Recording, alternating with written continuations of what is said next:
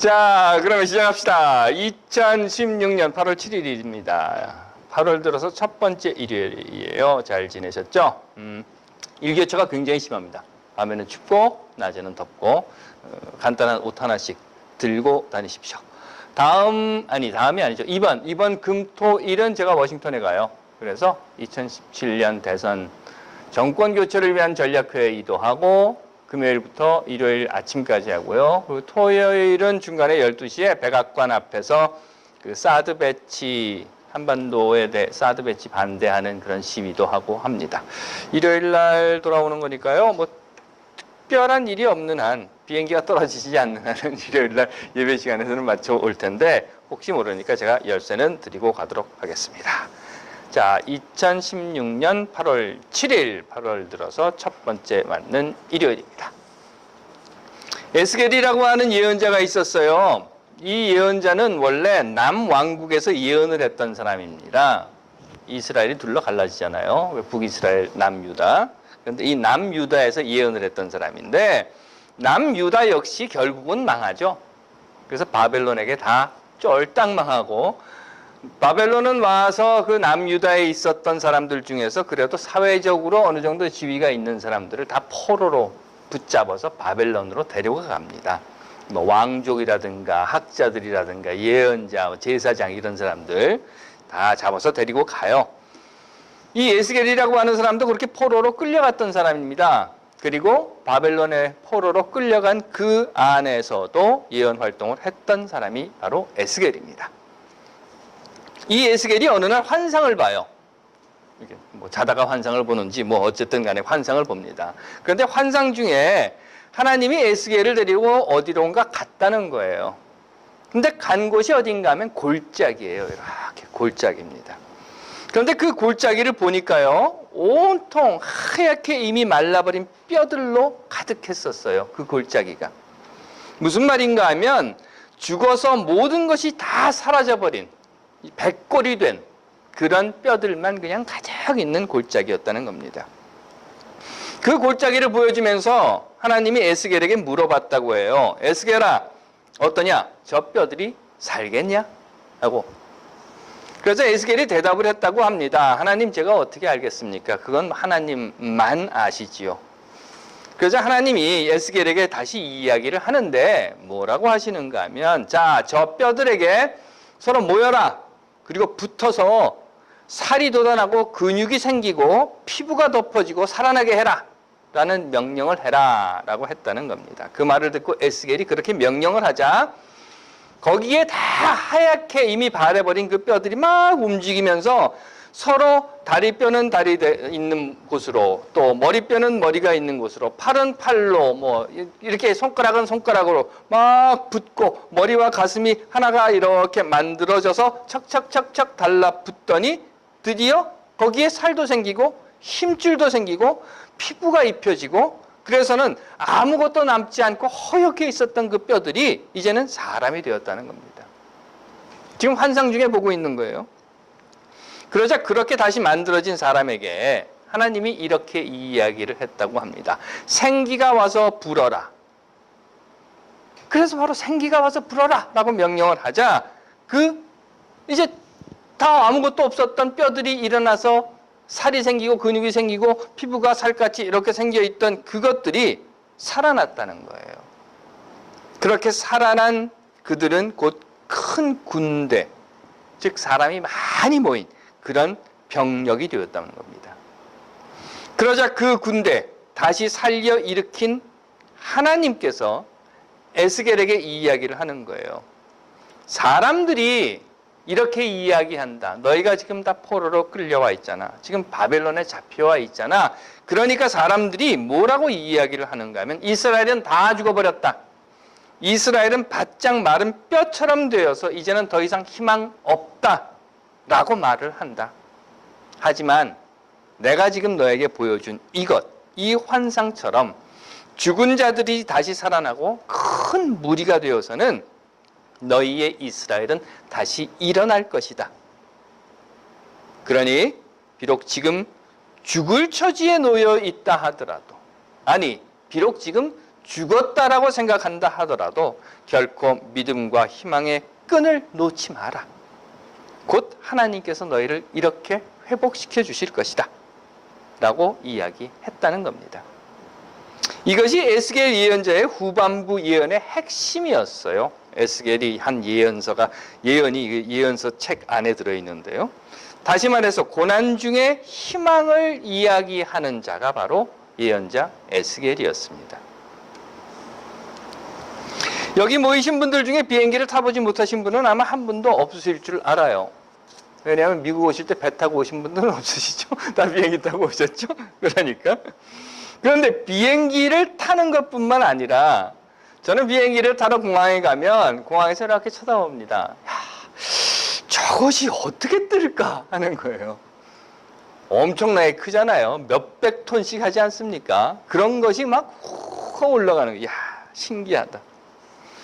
그런데요, 저 커다란 비행기가 뜰 수 있는 이론은 사실은 아주 간단한 것이라고 한답니다. 무언가 하면 공기가 밀어 올려주는 것이라고 해요. 공기가 밀어 올려주는데 그 말은 공기 저항이 있어서 가능하다고 하는 겁니다. 공기 저항이라고 하는 건 여러분들 아시죠? 이렇게 하면 손에 맞춰지는 거. 자동차 타고 가면서 창문을 열고 막 가면 여기 뭔가 뭉글뭉글 만져지는 것 같은 거. 그게 공기 저항이라는 거죠. 그리고 그 저항으로 인해서 비행기가 떠오르는다는 말입니다. 그 말은요, 공기 저항, 그러니까 공기가 어떤 물체든지 그 공기 속으로 앞으로 나가려고 진행하는 것을 막는 힘, 그것이 없다면 비행기는 이륙하지 못한다는 거예요. 다시 말씀드려서 무언가가 지금 가로막고 있어요. 이게 지금 공기란 말이죠. 그 가로막고 있는 공기를 뚫고 나갈 때에 비로소 비행기는 이륙하게 되고, 뚫고 나갈 공기의 저항이 없다고 하면 비행기는 이륙하지 못한다는 겁니다. 이런 말을 하면 어떤 사람은 그래요. 전혀 공기 없는 데서도 우주선도 잘 날아다니는데 그러잖아요. 공기 저항 전혀 없어도 우주선도 이거 대기권 밖에서 잘 날아다니고 날개 없이도 그냥 잘만 가던데 공기 저항 이야기할 필요가 뭐가 있냐 하는 말을 하기도 합니다. 맞습니다. 공기 저항 없는 곳에서는 굳이 날아다니기 위해서 이렇게 날개 같은 거 필요 없어요. 그거 없어도 그냥 다 날아다닙니다. 그런데 한 가지 아십니까? 공기 저항 없는 곳에서는 사람도 못 살아요. 사람도 죽고 맙니다. 예수가 십자가에서 죽고 부활을 했다고 해요. 죽음이 슬픈 것은 죽음이 모든 것의 끝이기 때문에 그렇습니다. 죽으면 끝나요. 그래서 부고장을 보내거나 또는 가족 중에 누군가를 잃어버린 사람들은 슬픕니다. 왜? 다시 못 보니까. 다시 같이 앉아서 밥을 먹을 수도 없고, 다시 이야기를 나눌 수도 없고, 다시 얼싸안을 수도 없고, 이게 끝이기 때문에 슬픈 거예요. 그래서 사람들은 예수의 죽음을 보고 슬퍼했습니다. 이제 끝이다. 예수 죽었다. 이렇기 때문에. 제자들은 도망을 칩니다. 도망을 친 이유는요, 죽음이 더 이상 남은 것이 아무것도 없게 하는 마지막이었기 때문에 그렇습니다. 그래서 우리 속담에 그런 이야기 있어요. 산개가 죽은 정상보다 낫다 하는 거. 죽음은 끝인 거예요. 이제 더 이상 볼 일 없는 거예요. 그래서 제자들도 도망을 쳤습니다. 여인들은 무덤으로 갔어요. 간 이유 역시 죽음으로 모든 것이 끝났다는 것을 알기 때문에 이제 죽은 시체 거기 있다 라고 시체를 보러 간 겁니다. 하지만 아십니까 여러분, 그들이 발견한 것은요, 빈자리였어요. 무엇이 들어있는 곳이 아니라, 시체가 있는 곳이 아니라 빈자리라고 하는 거예요. 다시 말해서 죽음이 없었다는 겁니다. 그렇기에 우리가 믿는 것은 무언가 하면 부활한 예수는 죽은 예수였다라고 하는 걸 믿는 거예요. 부활한 예수 따로, 죽은 예수 따로 있는 게 아니에요. 즉 부활한 예수가 바로 그 죽었던 예수였다라고 하는 것을 우리는 믿게 되는 겁니다. 즉 죽음과 부활은 동떨어져 있는 것이 아니라, 별개의 것이 아니라 옛 것의 죽음과 새로운 것의 거듭남으로 연결되어 있는 하나라는 겁니다. 결국 이 두 가지가 십자가의 죽음과 부활이 별개가 아닌 것처럼 고난과 기쁨이 별개가 아닌 겁니다. 절망과 희망이 또한 분리되어 있는 각기 다른 것일 수가 없다는 거예요. 마치 공기 저항으로 인해서 비행기가 올라갈 수 있는 것처럼, 그래서 공기 저항과 비상이 각기 다르게 전혀 별개로 분리되어 있는 것이 아닌 것처럼 말이죠. 하지만 우리는 흔히 이런 오류 속에 빠집니다. 그게 뭔가 하면 깊은 시름 중에 있는 그 시름이 고난이 기쁨이 된다는 것, 그걸 이해하지 못한다는 거예요. 또 죽음의 고통 속에서 그 죽음이 부활의 기쁨이 된다는 것을 보지 못하게 되고, 절망의 깊은 늪 속에서 희망이 솟아오르는 내일을 보지 못하게 된다는 겁니다. 왜? 두 개가 별개라고 생각하기 때문에. 다시 말씀드립니다. 우리가 종종 잘못 이해하고 있는 것 중에 하나가 바로 이런 거예요. 여기는 빛이 있고 여기는 어둠이 있다. 그래서 여기부터 여기까지는 빛이고 여기부터 여기까지는 어둠이다. 이렇게 구분을 한다는 겁니다. 이건 빛이고 이건 어둠이고 라고 독립되어 있는 것으로 생각을 한다는 겁니다. 하지만 여러분들 아십니까? 빛나던 것이 그 빛을 잃으면 어둠이 되는 거예요. 또 어둠 속에 빛이 비춰지면 어둠이 물러가고 그것이 빛이 되는 겁니다. 마찬가지로 한 사람이 빛에서 어둠으로 또는 어둠에서 빛으로 변화되어 갑니다. 물론 어둠에 있었던 사람이 빛으로 또는 빛에 있었던 사람이 어둠으로 간다고 해서 그 사람이 바뀌는 건 아니에요. 아니, 그 사람이 다른 사람이라는 건 아닙니다. 한 사람인 거예요. 마치 선함에서 악함으로 또는 악함에서 선함으로 변화되어 가는 어떤 삶의 변화가 있다 하더라도 그 삶의 변화 속에, 아니 그 삶의 변화를 주도해 가고 있는 사람은 한 사람이라는 겁니다. 이런 거예요. 국화협회서를 통해서 절규했던 서정주 시인이라고 있었습니다. 그분이 마스이 오장송가를 통해서 친일에 앞장섰어요. 그리고 전두환이 들어왔을 때는 전두환 찬가를 읊었습니다. 그러면 국화협회서를 쓸 때에는, 아니 국화협회서를 통해 절규할 때는 서정주였고 마스이 오장송가를 부를 때에는 김정주였고 전두환 찬가를 부를 때는 최정주가 되느냐? 아니라는 거죠. 한 사람인 거예요. 또한 김동길이 김지아가 그렇게 변했던 것처럼 한 사람이 변하는 겁니다. 또한 활빈교회 빈민선교했던 김진홍, 그가 그렇게 변한 것처럼 변한 거예요. 하지만 그 변한 사람은 한 사람이라는 거죠. 물론 그런가 하면 김무성도 있습니다. 팽목항에 가서 사진들을 보셨죠? 물론 그건 사기고요. 그건 변한 것도 아니고 그대로 있는 겁니다. 마찬가지로 죽은 자가 부활하는 것도 죽음과 부활이 각기 다른 두 개가 아니라는 거예요. 죽음에서 부활로 전적인 변화를 일으킨다는 것이죠. 그렇기 때문에 우리는 슬픔을 기쁨으로 변화시킬 수 있는 것이고 죽음을 부활로 거듭나게 할 수 있는 것이며 절망을 희망으로 승화시킬 수 있는 겁니다. 여기는 절망이야. 그러니까 희망 찾아서 다른 데로 가야 돼 라고 하는 것이 아니라 이 절망으로부터 희망이라고 하는 것으로 삶을 승화시킬 수 있다는 겁니다.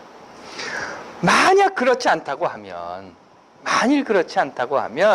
우리는 기쁨을 얻기 위해서 슬픔의 현실이 아닌 곳으로 떠나가 버려야 하는 거예요. 여기는 슬픔의 현실이야. 그러니까 여기를 버리고 기쁨의 현실이 어디 있는가 그걸 찾아 떠나게 된다는 겁니다. 또는 부활을 얻기 위해서 죽은 예수는 내버려야 되는 그런 오류에 빠지게 될 것이고 희망을 찾기 위해서는 절망의 자리를 버리고 여기는 아니야. 어디? 희망이 어디 있나? 하고 희망을 찾아 떠나게 된다는 겁니다. 그러므로 빛과 어둠이 두 개가 아니라 하나의 변화이듯이 죽음과 부활이 두 개가 아니라 하나이며 슬픔과 기쁨 역시 두 개로 분리되어 있는 것이 아니라 하나인 것이고, 절망과 희망 역시 너는 절망, 너는 희망, 선을 그어놓은 것이 아니라 이게 변화되어가는 삶이라는 것입니다. 에스겔은 지금 우리에게 그 말을 하고 있는 거예요. 죽음의 골짜기, 저 백골이 된 뼈들, 그걸 쳐다보면서 저기 있는 것들이 다 끝장을 났어. 저건 다 완전히 백골이 되어버린 아무것도 아닌 거야. 다 썩어버린 거야. 그러니까 이거 그냥 내버려 두고 딴 데 가서 알아보자 하고 떠나버릴 수 있는 그 상황에서 하나님은 에스겔에게 이 이야기를 하는 겁니다. 딴 데 가서 알아보지 마. 딴 데 갈 데가 없는 거야. 바로 저기 내 눈에는 다 죽은 것처럼 보이는 그 백골이 곧 살아나는 거야. 라는 말씀.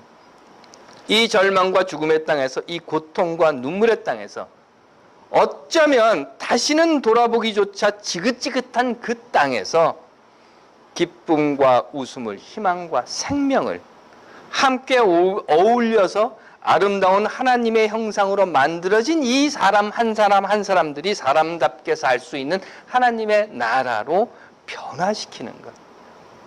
그것이 곧 하나님께서 오늘 에스겔을 통해서 우리에게 들려주시는 말씀인 것입니다. 그래서 우리는 세월호 참사로 죽어버린 팽목항을 버리지 않는 거예요. 아니, 버리지 못하는 겁니다. 아니, 버리면 안 되는 겁니다.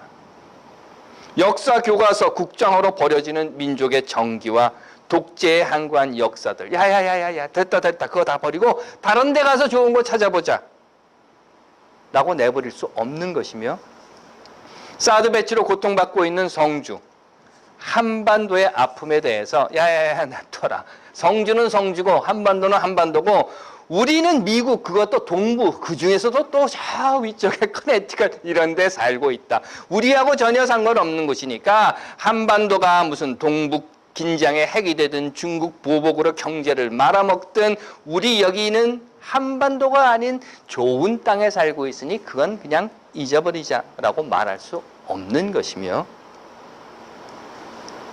또한 오늘 우리의 삶이 힘들고 아프다고 해서 자 이거 버리고 어디 딴 데 가서 살자라고 할 수 없다는 겁니다.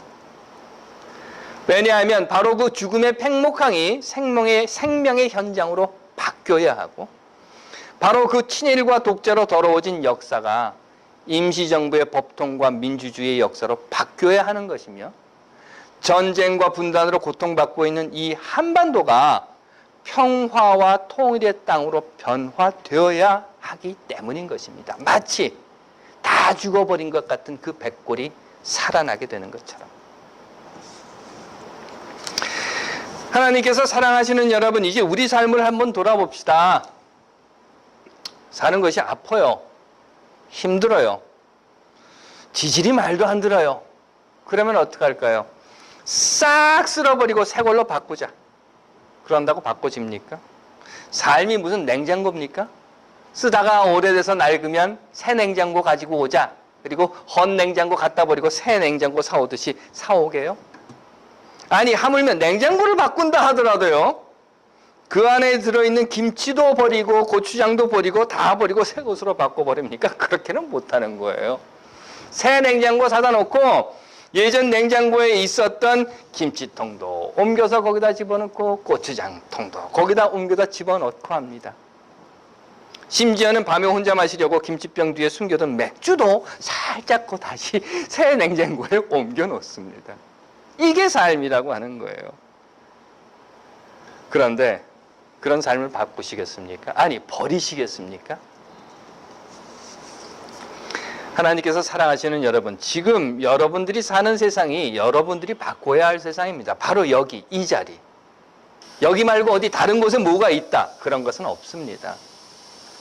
물론 잠시 말이죠. 모히또 가서 몰디브 가서 모히또 한 잔을 할 수는 있을 거예요. 하지만 돌아와야 하는 겁니다. 바로 이 삶의 자리로. 에스겔서는 우리에게 희망을 찾아 어디로 떠나라고 말하고 있지 않습니다. 에스겔 예언자를 통해서 우리에게 들려주시는 하나님의 음성은 그 죽음의 골짜기를 삶의 골짜기로, 절망의 골짜기를 희망의 골짜기로, 내 아픈 상처를 기쁨으로 변화시켜라 라고 요청하고 있는 것입니다. 그러므로 오늘 팽목항에서, 소녀상에서, 성주에서, 대한민국에서, 그리고 우리의 삶의 자리에서 버리지 맙시다. 결코 버리지 맙시다. 그리고 오늘 팽목항을 생명의 항으로, 소녀상을 진실의 역사로, 성주를 평화의 자리로, 그리고 대한민국을 통일로, 또한 우리의 삶을 하나님 보시기에 아름다운 기쁨의 삶으로 바꾸어 갑시다. 이것이 바로 오늘 에스겔을 통해서 우리에게 들려주신 하나님의 말씀이라 저는 믿습니다. 하나님께서 사랑하시는 여러분, 버리지 마십시오. 바꾸십시오. 기도하겠습니다. 하나님, 우리로 희망을 버리지 말게 하시며 하나님의 뜻에 따라 바꾸게 하옵소서. 아멘.